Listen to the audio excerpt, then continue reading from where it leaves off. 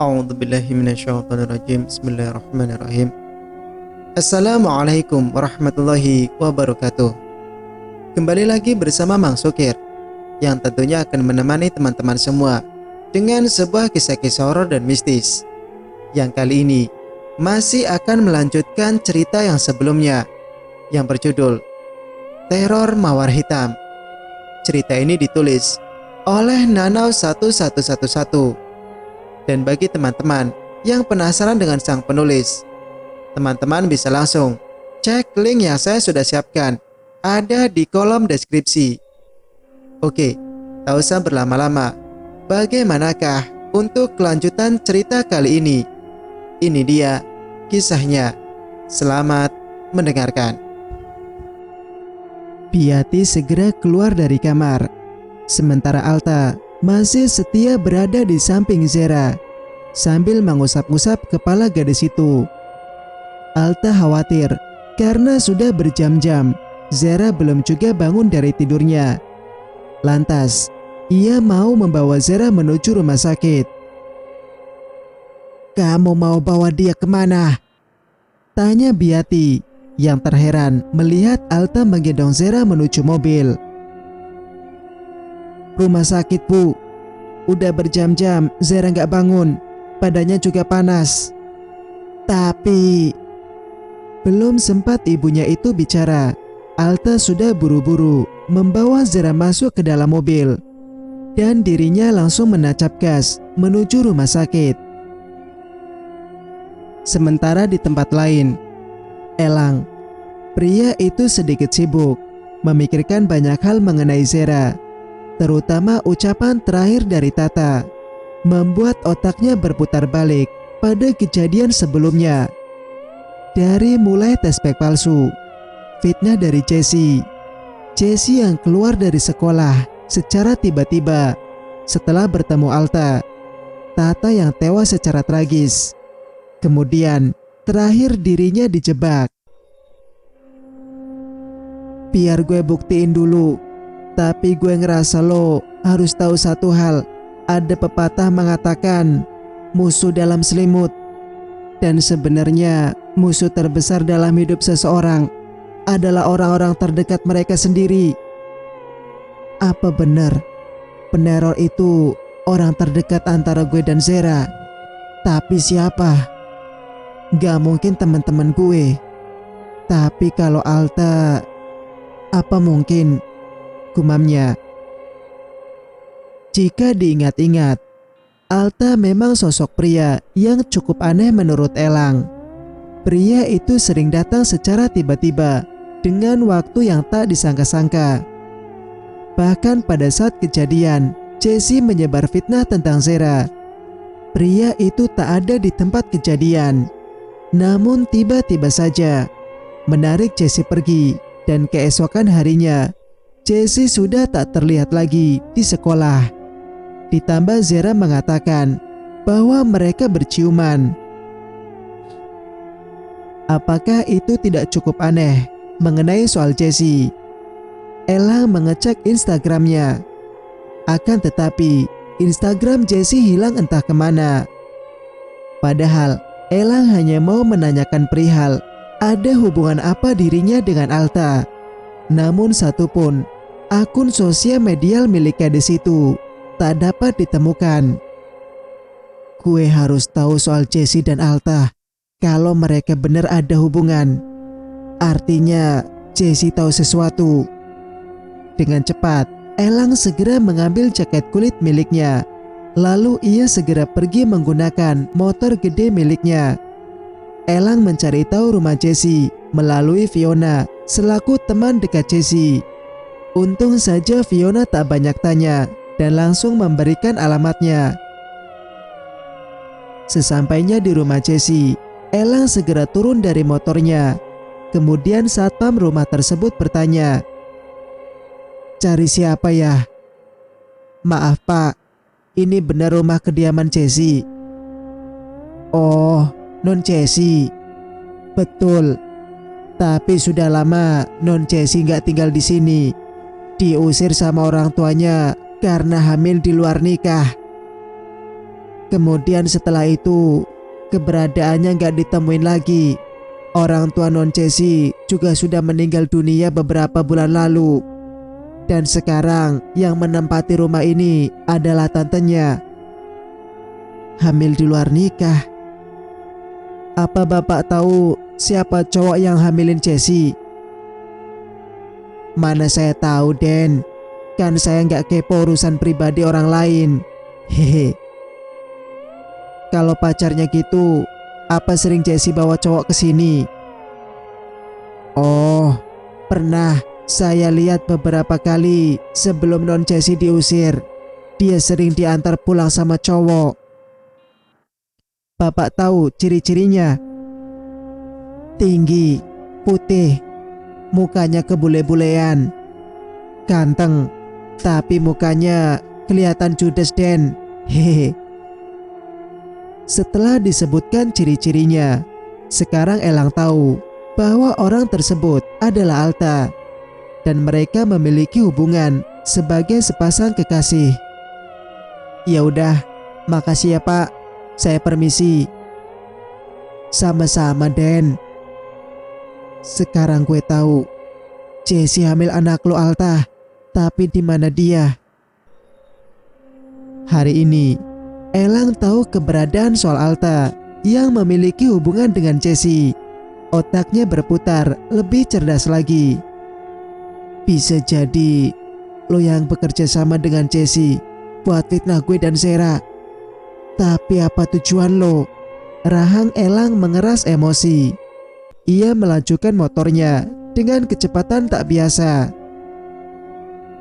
Sementara itu, di tempat lain, Zera baru sadar setelah dokter menyuntikkan obat. Dokter mengatakan bahwa Zera terlalu banyak mengkonsumsi obat penenang hingga membuat gadis itu tertidur cukup lama. Aku di mana? Zera melirik sekitar ruangan dan juga ia terkejut dengan keberadaan Alta. Alta, kok aku di sini?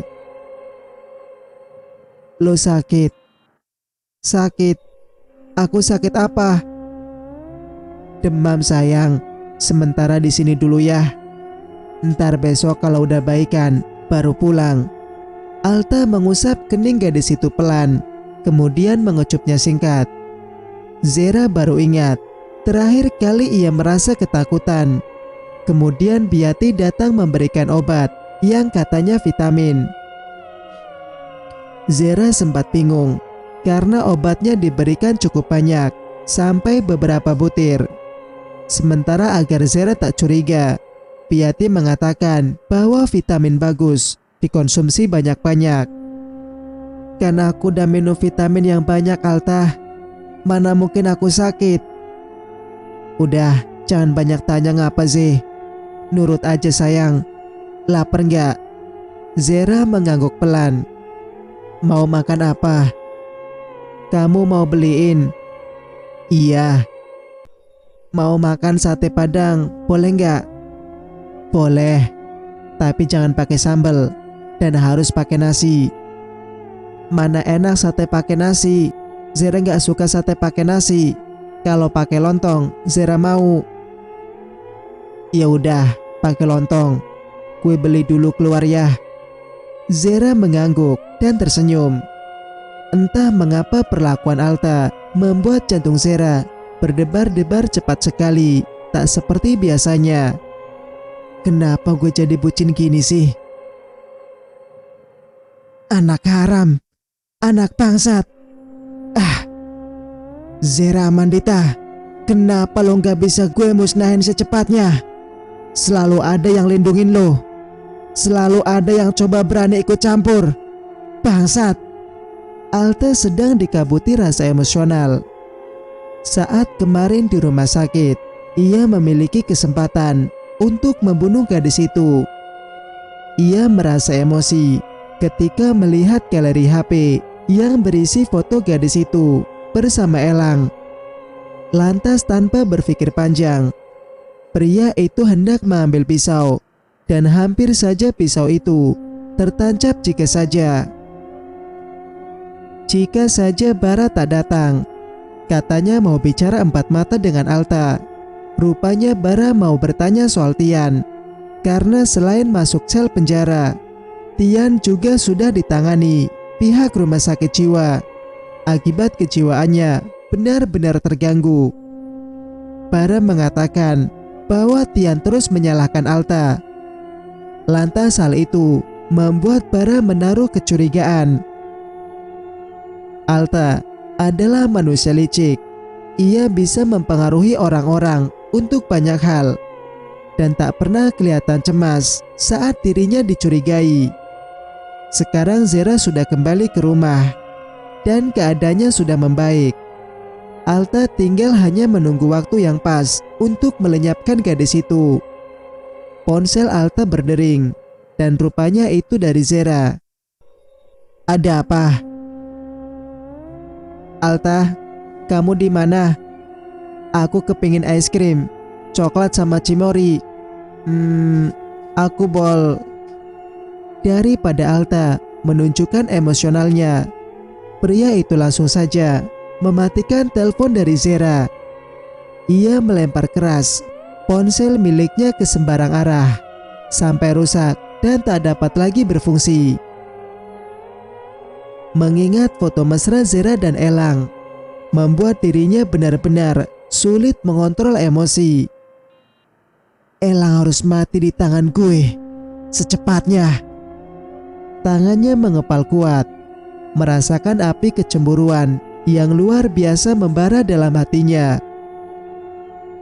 Keesokan harinya, di sekolah, seluruh murid SMA Cakrawala serempak berkumpul melihat perkelahian antara Alta dan Elang di tengah lapangan sekolah. Yang memulai lebih dulu tentu saja Alta. Pria itu tak pernah tahu tempat untuk memulai sebuah perkelahian. "Gue udah bilang, jauhin Zera!" teriak Alta penuh emosi. Elang tersenyum sengit. Kemudian ia memukul balik Alta dengan pukulan yang lumayan keras. Meskipun Alta sendiri menganggapnya remeh. "Gue berusaha lindungin dia, bukan sekedar deketin dia demi sebuah tujuan. Sekarang gue tanya sama lo hamilin Jessie kan? Kemudian lo pula yang buat rencana buat fitnah gue sama Zera. Biar apa? Biar gue sama Zera jauh. Pengecut," ucap Elang pelan. Karena bagaimanapun ia memahami situasi sekitar. Bukan hanya sekali, tapi beberapa kali Alta menghantam keras bagian perut Elang. "Gak usah sok tahu bangsat. Lo denger baik-baik, lo bakalan nyesel." "Gue yang bakalan nyesel atau lo? Lo yang harus denger gue baik-baik. Karena kalau sampai gue bisa nyari bukti bahwa lo si peneror itu, gue bakalan bawa Zera pergi jauh dari lo." Alta menarik baju Elang agar pria itu bangun. Kemudian ia terus menghantam, memukul, bahkan sampai sudut bibir Elang mengeluarkan darah segar. "Gue rela mati demi Zera," ucap Elang lantang, membuat banyak orang sekitaran melotot, terkejut dengan pengakuan itu. Zera yang baru saja datang karena mendengar usut keduanya bertengkar. Ia langsung menuju lapangan, menghentikan Alta yang terus memukul Elang tanpa ampun. "Alta, kamu gila. Kalau Elang kenapa-napa gimana? Kamu jangan kayak gini. Aku gak suka Al, kamu kasar." Zera membantu Elang bangun. Pria itu sudah sangat lemah. Alta tak mengatakan apapun. Sementara Zera sudah pergi dari hadapannya dengan membopong Elang menuju ruang UKS. Karena kondisi Elang parah, bahkan sampai dadanya sakit. Seluruh tubuhnya juga merasa sakit. Maka pria itu segera dibawa ke rumah sakit secepatnya. Sementara di tempat lain, meja ruangan digebrak keras oleh Bima. Ia mendatangi Alta ke sekolah. Ia benar-benar marah besar saat kepala sekolah memberikan informasi soal Alta yang memukul murid lain sampai masuk rumah sakit. Ini sudah kesekian kalinya, dan Bima sudah cukup lelah mendidik putranya itu. Di hadapan kepala sekolah dan guru-guru, Bima melepaskan emosionalnya. "Kamu gila, Alta. Kamu mau jadi apa sebenarnya? Saya menyekolahkan kamu bukan untuk memukuli orang-orang. Mau jadi jagoan." Alta diam. Ia diam bukan karena takut, tapi baginya mendengarkan nasihat ataupun apapun yang keluar dari mulut papanya hanya membuang-buang waktunya saja. "Mau sampai kapan kamu seperti ini, hah? Lebih baik kamu gak perlu sekolah lagi." "Ide yang bagus. Itu yang saya mau," ucapnya tersenyum senang. Lalu kemudian meninggalkan ruang kepala sekolah. Para guru-guru maupun kepala sekolah sudah tak sanggup mendidik seorang Alta. Rupanya bukan hanya mereka, bahkan papanya sendiri kewalahan dalam mendidik putranya yang keras kepala itu. Bima mengacak rambutnya frustasi. "Ya Tuhan, saya tak mengerti kenapa anak itu jadi pembangkang. Saya membesarkannya sebagaimana menebus kesalahan di masa lalu. Saya ingin dia sukses, menjadi anak yang bisa dibanggakan. Tapi mengapa jadi seperti ini?" Air mata Bima lolos. "Yang sabar ya Pak. Saya tahu mendidik anak tidaklah mudah. Dan apakah ucapan Pak Bima tadi sungguh-sungguh mau mengeluarkan Alta keluar dari sekolah ini?" tanya Bu Hera selaku kepala sekolah. "Iya, saya mau membawanya pergi ke luar negeri. Setidaknya itu lebih baik." Bu Hera mengangguk setuju. Ia menyimpan harapan agar Alta benar-benar bisa berubah menjadi anak penurut. Karena sebenarnya guru-guru mengatakan juga bahwa Alta tidak begitu bodoh dalam urusan mata pelajaran. Buktinya saat ujian, tanpa mencontek, pria itu dapat menuntaskan meskipun tidak dengan nilai yang tinggi. Sementara di tempat lain, Biati sudah menyimpan obat penenang itu di atas meja. Namun Zera belum mau meminumnya. Ia mengatakan pada Biati, nanti ia akan meminumnya. Tapi entah mengapa, perasaannya saat ini sedang tidak baik. Ia merasa ada sesuatu yang terjadi. Tapi apa? Dan mengapa saat ini pikirannya tertuju pada Elang? Apa yang terjadi dengan Elang? Untung saja Biati percaya bahwa Zera akan meminum obat yang ia bohongi sebagai vitamin. Jadi Zera tak perlu susah payah berbohong lagi. Ponsel Zera bergetar satu kali. Ia dapatkan pesan dari seseorang. Rumah nomor 83, Jalan Atlas. Maksudnya apa ya? Dan ini nomor siapa? Saat Zera hendak menelponnya, nomor tersebut sudah tidak aktif lagi. Zera buru-buru memakai jaket Levi's. Kemudian ia hendak keluar, melewati jendela kamarnya. Aku harus pakai tali tambang buat turun ke bawah. Buru-buru Zera mencari tali di dalam lacinya. Ia tidak bisa keluar rumah jika tidak mengambil akal ini, sebab Biati pasti melarangnya. Tahu gitu, aku pergi sama Alta aja tadi. Kali aja ini sebuah petunjuk. Aku juga kurang yakin kalau Elang peneror itu. Zera terlalu mencintai Alta sampai ia dibutakan dengan cinta dan tak akan pernah mempercayai kebenaran bahwa Alta adalah orang yang selama ini melukiskan derita untuknya. Aku harus bawa senjata. Bagaimana kalau ini jebakan? Zera mengambil pisau yang tertancap di atas buah-buahan segar yang ada di atas meja depan sofa. Setelah selesai dengan semua yang dibutuhkan, ia segera turun dari atas balkon kamarnya secara berhati-hati. Zera benar-benar bertekad akan pergi. Ia meyakini sesuatu dalam dirinya hari ini. Di tempat lain, seseorang duduk lemah di atas kursi kayu yang sudah sengaja dipersiapkan. Elang Lukat Mahendra. Pria itu diculik oleh seseorang dari rumah sakit sampai ke tempat yang tidak ia ketahui. Di balik penculikan itu, ada seseorang pria yang tak sengaja saat datang ke rumah sakit melihat adegan penculikan itu, kemudian mengikuti kemana Elang dibawa. Sampai saat ini, orang tersebut berhasil mengikuti, lalu bersembunyi di balik tempat yang agak jauh. Ia tak tahu menahu apa tujuan sang penculik, tapi ia rasa ini ada hubungannya dengan kasus sebelumnya. Tempat ini kan tempat di mana Tian perkosa dan bunuh cewek. Kenapa bisa orang-orang itu bawa orang lain ke sini? Gumam Bara. Ya, pria itu adalah Bara.